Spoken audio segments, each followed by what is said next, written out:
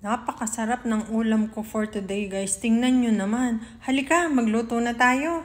Siyempre, hindi mawawala ang sibuyas at bawang para sa ating ginatang fresh crab. Sapat na ang pagkakagisa ng ating sibuyas at bawang, kaya ilalagay na ang gata. This is not sponsored.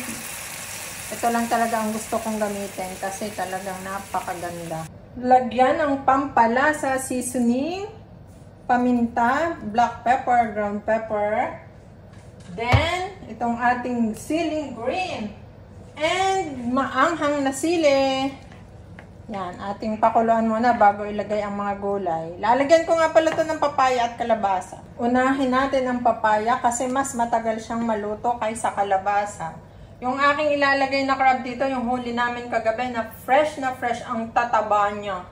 Pwede na din ihalo ang kalabasa. Medyo half cook na yung papaya natin. Ayan.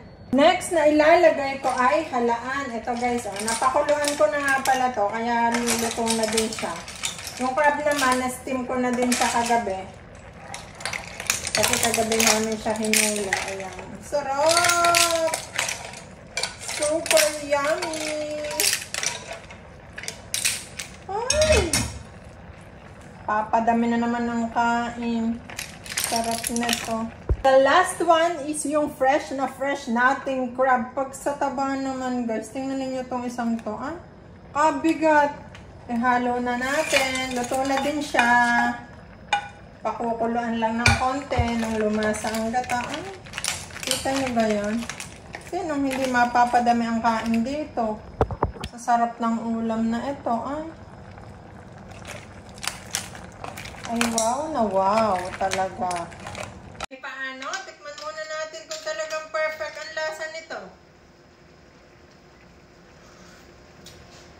Wow, ang sarap! Palibhasa ay sariwang-sariwa ang crab.